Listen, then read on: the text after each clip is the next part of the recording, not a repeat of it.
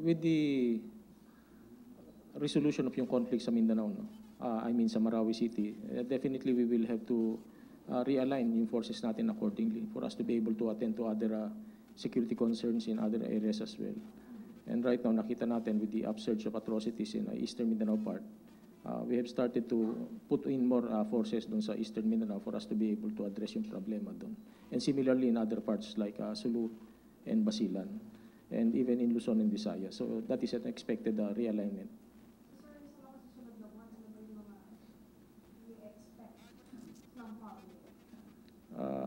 They can expect na a more focused military, intensified focused military operations to be conducted nationwide, most especially sa Mindanao. Particularly, sir,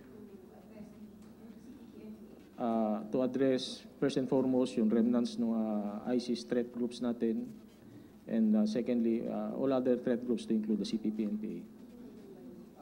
Last three questions. Sige, okay lang. Sige.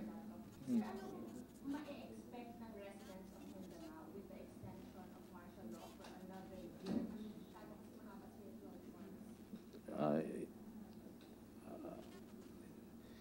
What do they expect? Kasi ngayon, in-implement naman natin yung martial law sa Mindanao. Probably siguro less of yung mga skirmishes in Marawi dahil nag-wind down na tayo doon. But in other parts, particularly do sa NPA-affected areas, they can expect more of the actions that are now being taken by the military, no? Siguro mas intensified lang in terms of yung scope at saka yung coverage.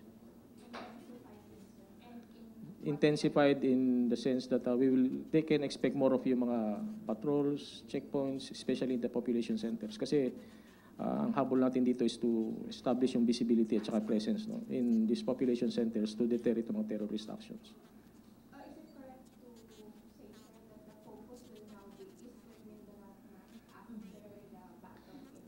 It will be part Eastern Mindanao, no? But sabi nga sa inyo, meron din mga threat groups pa rin sa Sulu and Basilan and even in Central Mindanao, so kasama rin yun. But focus will be in the Mindanao, the entire Mindanao area. Ang fear, sir, ng mga some of the residents of Mindanao, those daw who were abused during martial law, will be afraid to come forward because of the martial law. Come forward To to complain. complain. Is there a mechanism, sir, for them to report abuses without fear?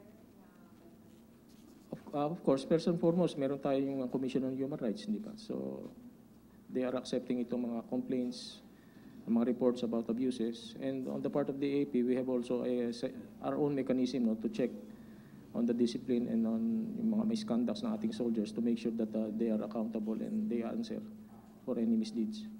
How many soldiers are facing complaints? We do complaints sa martial implementation. You admit that some soldiers are facing cases because of looting. Yun lang ba yun, or there are Cases of looting, sabi nga sa inyo, for now, wala akong alam na report of human rights violation that has come to our attention. Probably sa local level, kasi you have to understand, no? Many of these reports are already being resolved at the local level. So minsan hindi na umakit sa atin dito. And of the reports about yung looting ng mga soldiers natin, I believe this was already addressed because it was proven that yung mga alleged na mga appliances that were found loaded on board sa mga military vehicles were actually appliances being transported dun sa ating mga evacuation centers upon the request of the owners themselves. And yung iba kasi, ni-recover natin, tapos yung dineposit natin doon sa isang parang lost and found yun, for the owners to claim. Before we go forward with this answer, there are no testimony. Sir, good morning. I'm Soberano of Guerrero. Sir, ibang issue ko, sir, about Benbaksha. Sir, ang PNP kahapon, sinabi ni General Guerrero sana, 14,000 PNP personnel ang nabakunahan po ng Benbaksha vaccine. How about po sa AFP?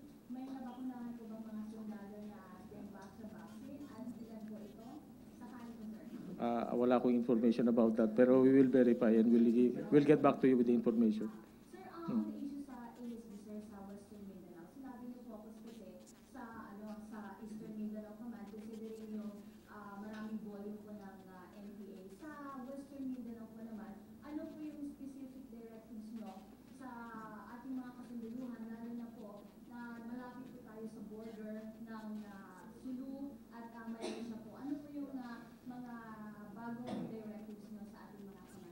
When I mentioned focus, no, I meant yung focus sa buong Mindanao.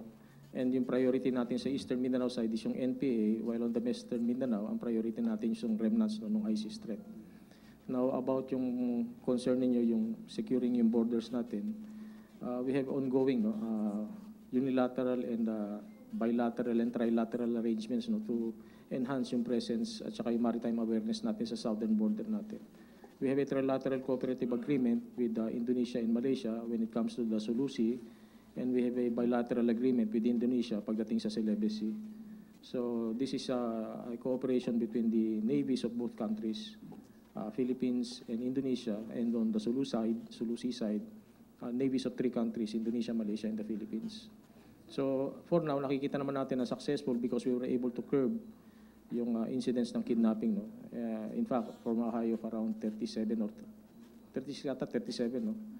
Last year, yung kidnap victims natin has been down to 11. And we still continue to exert efforts to rescue yung mga kidnap victims.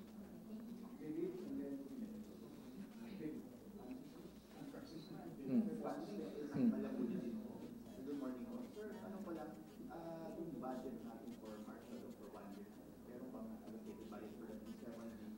Kasi di ba, ang basis ng pag-extend ng martial law for 1 year is yung continuing yung rebellion, may papalabas po ba ang AFP at hindi ng bagong list ng mga possible na arrestin natin in view of the extension ng martial law? As far as the budget is concerned no, for the implementation of martial law, we are using yung existing releases na no, sa AFP for operations. And of course, we have received additional support no, for yung intelligence activities namin and other operations. For the forthcoming year, no, kung ma-extend yung martial law, sa extension ng martial law, no, lumabas nga sa Kongreso that probably we should be requesting for additional funds, considering that the extension will be for 1 year. Now, as far as yung list, this is something that we will definitely no, be consulting with the other security forces for us to come up with a list of persons of interest no, that definitely we will be going after no, as part of the martial law implementation. Posible. Sir, your term is extended by the President until next year. How are you planning to finish terrorism in Mindanao, the remaining terrorist members in Mindanao? Will that extension enough for you to plan to finish this? For me to say that I will be able to finish the terrorist problem within my term, considering that I will be serving only up to April, would be siguro overly ambitious. I'm just being practical. No? Sabi nga sa inyo, the AFP operates based on a campaign plan with set targets and timelines. And right now, may targets kami no, as far as the neutralization of the terrorist threat is concerned. I'll do my best no, to do the most that I can do given the time that I am afforded no, to serve as Chief of Staff. Yun lang siguro. How challenging is this task for you? Kasi the AFP keep on saying na konti na lang, parang remaining terrorists, parang hindi na sila ganun capable. You have to understand na yung statements na yon are based on data no, acquired from the ground. And these are based on intelligence reports which are obviously not perfect. No? I mean, intelligence is not a perfect science. We rely on reports that we get from the people, captured documents. So yung estimates namin, although masasabi natin reliable, are not fairly accurate. Yung 1-year extension ng martial law, ang kailangan ba ng mga tao is yung human rights abuses na maaari na makumit. Huwag naman sa alam mo na. So anong assurance ko ng AFP sa mga tao sa Mindanao na i-uphold lang natin yung human rights na? Alam niyo, that was the question posed to us, no, members of the AFP when martial law was first declared and extended, no. But somehow, sa palagi ko naman, we have proven ourselves worthy of the people's trust. We have been always professional. We have always been professional in our conduct. We have always exerted efforts to make sure that we are accountable and responsible for our actions. And clearly, from yung implementation natin ng martial law, no, from the time it was declared up to the time it was extended up to now, we have seen that the AFP has been faithful and committed in its performance of its mandate, especially in the protection of human rights, the observance of law, and yung ating commitment to ensure peace and security in our communities. Yes. Guerrero from UNC. Sir, yung mga civilian post ng Mindanao, ano po yung dapat nilang iwasan sa implementation ng martial law? At ano po yung may tutulong nila? Malaki may tutulong nila yung mag-share ng information, no, about yung mga threats, about mga security concerns, and even yung mga suspicious activities dun sa community nila dahil this will greatly help yung security forces natin in the implementation of their martial law mandate. What to avoid?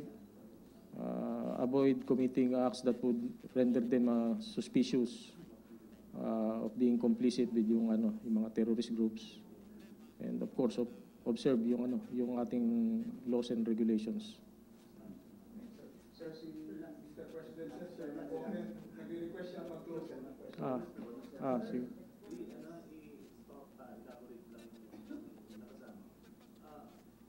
How much budget do we intend to request para sa implementation ng one-year extension ng martial law? Second, sir, what specific enemy activities will prompt the military recommend yung expansion ng martial law to cover those organizations? How much are we planning to request, no, as additional support? Depende pa, hindi pa natin na-estimate yun. But for now, sabi nga, with or without additional support, the AAP is able to operate and perform its mission, no, given yung resources that we already have at hand. What specific enemy activities will prompt the military to recommend yung expansion ng martial law to cover those organizations? Sabi ko nga, I would not dare to venture into such a topic, considering not only because it is speculative, but because sabi ko, it's too early in the day, no? It's too far in the future for me to project. Tingnan lang natin kasi yung actions namin will also depend on the political situation and also on the reaction of yung adversaries natin. Kung magiging violent sila, siguro the answer is obvious. Thank you very much for your questions, members of media, Guerrero, sir. Sige, thank you. Hindi, nag-media fellowship na tayo, hindi ko kayo na... Alam nyo, pasensya na kayo, I've been receiving many texts, no, from you. Alam niyo, sa totoo lang, kapatid ko nga, hindi ko nga nasasagot yung text message sa akin. Even yung mga kamag-anak ko. So please understand, no, I am at a critical stage in my term as Chief of Staff. Naka 2 months pa lang ata ako. No? Hindi ko na nga alam kung anong araw ngayon. Ano ba ngayon? Biyernes ba? 15? Kaya pala grinit na ako na happy birthday niyo. Pero I appeal to your yung understanding nila. Please bear with me. Hopefully in the coming days, pag medyo magaanggang na, I will have more time interacting with the media. But for now, sabi nga sa inyo, patong-patong yung mga engagements ko, kauupo ko lang. So I have to catch up. No? Kinakailangan, learning curve ko rito, very steep. And I'm trying my best to catch up on all the things that I need to, understand many of the concerns, and actually have this kind of interactions for me, no, to get a wider understanding and wider perspective of the extent of the concerns of the country pagdating sa security. So please bear with me. Maraming salamat. Next Friday, sir, pabiriyan lang kita. Sige.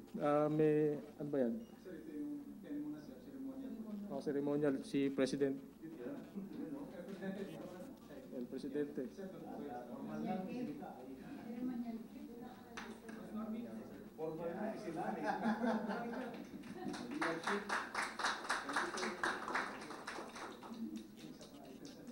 Ano pa?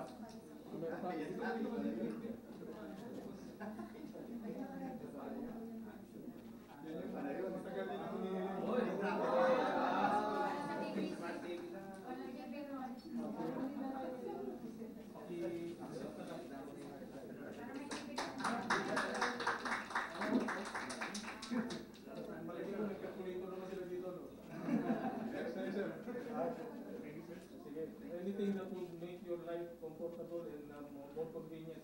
Mamamonitor ka na namin dyan. Even sa mga katulong namin to, sir. Sige, sige. Thanks po. Mamamonitor ka na namin dyan. Sige, thank you.